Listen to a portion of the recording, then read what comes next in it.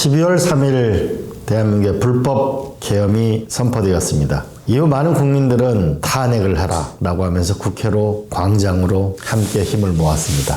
이번 응원봉과 촛불의 연대를 보면서 정치 변동은 왜 일어나는가, 그때 어떤 문화적 현상이 일어나고 세상을 어떻게 바꾸는가에 대해서 관심을 가져보게 됐습니다. 먼저 첫 번째로는 프랑스 대혁명이 왜 일어나게 됐는가, 그들은 어떻게 움직였는가. 프랑스 대혁명은 루이 16세 시절입니다. 귀족과 왕족의 사치가 아주 심했습니다. 그리고 7년 동안 전쟁을 치르면서 막대한 국고가 낭비됐습니다. 그럼에도 불구하고 왕족의 사치는 멈추지 않았고 자꾸 재정을 확대하려고 했습니다. 이때 삼부회, 즉 귀족, 성직자, 평민, 이런 삼부회에서 평민들이 자꾸 세금만 올리려고 그러지 말고 표결로 결정하자라는 것이 요구했었는데 이것이 거부됩니다. 그리고 또 한편으로는 경제난이 점점 더 심해지면서 빵값이 폭등하게 됩니다. 그래서 많은 프랑스 시민들이 드디어 안 되겠다! 루이 16세를 뒤집자라는 것에 프랑스 혁명이 발발하게 됩니다.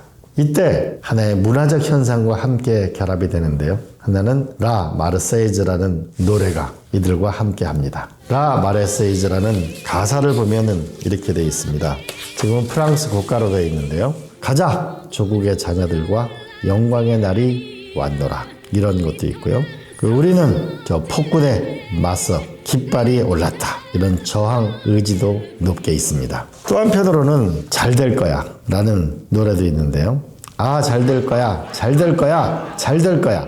평등이 모든 곳에 퍼질 것이다. 전제 정치는 끝나고 자유가 승리할 것이다. 이런 노래들이 프랑스 시민들을 하나로 묶어 세우기도 합니다. 또 한편으로는 이 당시에 몽테스키오나 루소나 이런 사람들의 계몽주의 사상이 멀리 퍼져 있고 다비드라는 작가에 의해서 마라의 죽음이라는 그런 그림들이 널리 퍼지게 됩니다. 이때 결국은 자유와 평등을 갈망하는 사람들이 노래와 만나고 계몽주의 사상과 만나고 그림과 만나면서 서로 공감대를 가지면서 세상을 변화시키는 원동력을 만들고 마침내 프랑스 대혁명이 성공하게 됩니다. 결국 이 만국의 공통 언어라고 하는 음악을 통해서 그들은 마음을 하나로 모으는 과정이 있었다고 볼 수 있습니다. 두 번째로는 프랑스에서 6.8 학생운동이 드골 대통령 시절에 일어났습니다. 왜 일어났냐고요? 드골 대통령에 대해서 이 권위주의적인 통치 방식이 마음에 들지 않았습니다. 이땐 주로 프랑스의 대학생들이 중심이 됐습니다. 근데 왜 대학생들이 중심이 되었는가? 2차 세계대전 뒤에 특히 젊은 학생들이 일자리, 주택 문제, 교육비 이런 거에 대해서 굉장한 어려움을 겪고 있었습니다. 그래서 학생들이 자신의 문제를, 교육 문제를 해결하자. 너무 학교가 권위적이다. 우리 주택 문제를 해결하고 일자리를 해결해달라고 그런 열망들이 표출된 것입니다. 이때도 문화적 흐름이 같이 있었습니다. 우리가 아는 밥 딜런의 노래가 있는데요. 1964년도에 발표됐습니다. 이 시대가 변하고 있다는 것을 물에 비유를 했는데요. 물이 불어나고 있다. 그래서 변혁이 불가피하다. 이런 거고요. 그래서 행동을 촉구하는데 헤엄치기 시작하라. 즉 뭐냐면 변화에 적극적으로 나서라. 이런 얘기를 하는 거고, 또 하나는 그렇지 않으면 돌처럼 가라앉을 것이다. 이런 노래 가사도 있습니다. 또한 정치인들이 변화의 흐름을 막지 말고 받아들이라. 강조하는 표현으로 문간에 서 있지 말고 복도를 막지 마라. 오늘날 한국 사회도 시사하는 바가 많다고 봅니다. 그러면서 또 하나는 지금 첫 번째인 자가 나중에는 마지막이 될 것이다 라고 얘기하고 있습니다. 즉 사회가 변화해야 된다는 이들의 뜨거운 열망이 있는 것이죠. 이런 68년도에 프랑스의 학생운동 뒤에는 장폴 샤르트라는 실존주의 철학자가 있었고 미셀 푸코라는 또한 철학자가 있었죠. 그리고 당시에는 우드스탁이라는 대음악의 축제를 통해서 음악과 저항과 젊은이들이 열망과 에너지가 연대하고 공감되는 것이 6.8 학생운동을 이끌었고, 또 6.8 학생운동의 주역들이 이후 프랑스 정치의, 유럽 정치의 중심으로 떠오르게 됐습니다. 우리는 어떤 사회 변동이 일어날 때 항상 새로운 생각이 발생하게 되고, 그것은 음악과 예술과 문화와 결합되면서 공감대를 확산하고 새로운 시대를 열어나가고 있습니다. 세 번째 사례는요, 베트남전에 반대하는 반전운동입니다. 이건 주로 유럽, 미국에서 집중적으로 이 반전운동이 일어나게 됐는데요. 하나는 전쟁이 지속되면서 많은 젊은이들이 전장에서 사망하는 것에 대한 보도가 점점 늘어나게 됐고 전쟁 비용도 엄청 늘어나게 됐습니다. 그리고 또 한편으로는 징병제를 했는데 이 징병을 해 나갈 때 주로 학생들이거나 소수 인종이 많이 되는 걸 보면서 이 청년들의 반전 저항도 일어나게 됐습니다. 또 한편으로는 전쟁이라는 그 참상이 가져오게 되는 네이팜탄을 사용하는 것. 터뜨리면 불이 확 일어나서 수많은 사람들이 살상되는 것. 또는 고엽제를 뿌려서 사람들이 고통받는 그런 어떻게 보면은 전쟁의 잔혹한 면이라고 볼 수 있죠. 이 대한민국도 고엽제 피해자들이 굉장히 많이 있습니다. 이때 또한 젊은 애들의 가슴을 울린 노래가 있는데요. 많은 분들이 지금도 많이 들어요. 존 레논의 이매진이라는 노래입니다. 천국이 없다고 상상해 보세요. 국가가 없다고 상상해 보세요. 죽이거나 죽을 이유가 없는 모든 사람이 평화롭게 사는 것을 상상해 보세요. 그리고 이런 거 있죠. You may say I'm a dreamer. 당신은 내가 몽상가라고 할지 모르지만 But I am not the only one. 나만 그런 게 아닙니다. 이런 이매진이라는 이 노래가 전 세계의 젊은이들의 가슴을 뜨겁게 달궜죠.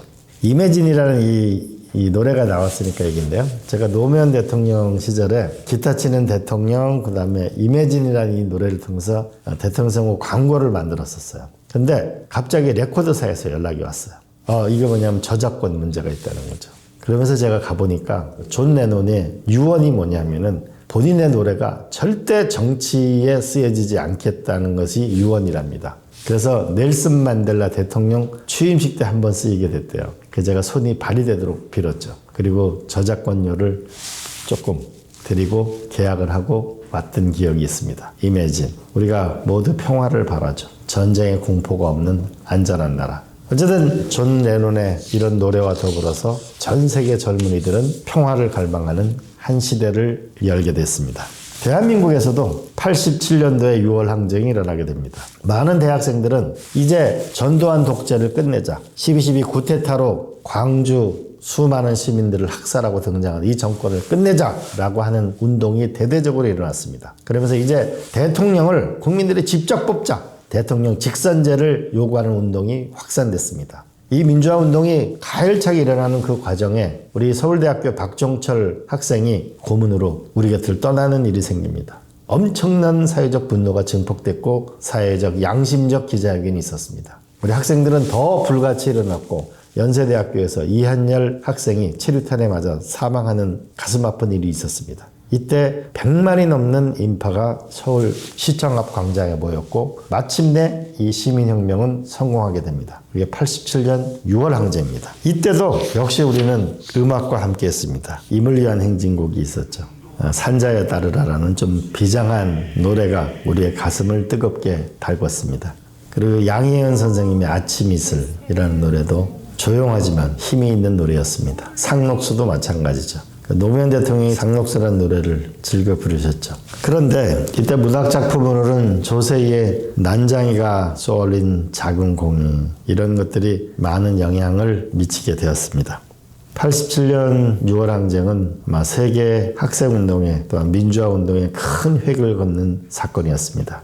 윤석열 탄핵, 윤석열 구속을 외치는 불법계엄에 반대하는 촛불 세대와 응원문 세대의 결합은 세계사에 길이 남는 역사로 기록될 가능성이 점점 더 높아지고 있습니다. 여기도 우리가 문화와 함께하는 걸 느낄 수 있는데요. 노래를 보게 되면요. 이번 그 응원봉 세대가 주로 저희 같은 세대에게 많이 가르쳐준 거는 소녀시대의 다시 만난 세계인데요. 최순실 국정농단 때 우리 유해여자대학교부터 시작이 됐는데요. 가사를 보면 특별한 기적을 기다리지 마. 수많은 알 수 없는 길 속에 희미한 빛을 난 쫓아가. 언제까지라도 함께 하는 거야 라고 하는 희망과 새로운 시작에 대한 메시지가 있었습니다. 지드래곤의 삐딱하게 라는 노래도 많이 불렸는데요. 이 노래 보면 영원한 건 절대 없어. 결국 넌 변했지. 오늘 밤은 삐딱하게. 어차피 난 혼자였지. 이런 가사인데요. 그래서 이 상처받은 마음과 젊은이들이 새로운 것을 도전하는 이러한 노래들이 많이 울려 퍼졌습니다. 그리고 제가 2NE1에 제일 재밌게 들었던 거는 내가 제일 잘 나가나 했는데요. 누가 봐도 내가 좀 죽여주잖아? 넌 뒤를 따라오지만 난 앞만 보고 질주해. 건드리면 감당 못해. 특히 마지막 건드리면 감당 못한다. 우리 응원봉 세대의 에너지와 자신감을 많이 볼 수 있었던 노래였습니다. 또 한편으로 우리는 이번에 서울의 봄이라는 영화와 노벨 문학상을 받은 한강이라는 작가, 소년이 온다라는 80년의 그 가슴 아픈 기록과 또 한편으로는 이게 우리가 노벨상을 받을 수 있는 나라가 됐는가라는 이 국뽕의 자부심이 한참 생겼을 때 불법계엄이 발표되면서 두 가지의 밝은 면과 어두운 면, 한강 작가가 얘기하기를 우리가 어떻게 이렇게 잔인할 수 있는가? 어떻게 이렇게 아름다울 수 있는가? 이 두 가지가 극명하게 대비되어지는 그런 순간이었습니다. 이때 우리 젊은 세대가 보여줬던 이 에너지는 아마 새로운 역사를 만드는 가장 강력한 동력이 될 것입니다. 정리해보면 이렇습니다. 세상을 바꾸는 동력은 국민들입니다. 그들이 바라는 것은 자유와 평등과 평화 그리고 연대요. 새로운 세상을 바라는 것입니다. 근데 그런 게 항상 프랑스 혁명 때도 그랬고 6.8 학생운동 때도 그랬고 베트남전 반대 운동을 할 때도 그랬고 87년 6월 항쟁도 그랬고 그리고 이번에 윤석열 불법 계엄에 대한 국민들의 저항과 새로운 세상을 향한 도전도 그 열망 속에는 우리들의 음악과 문학과 문화와 함께 서로 공감하면서 진화했습니다.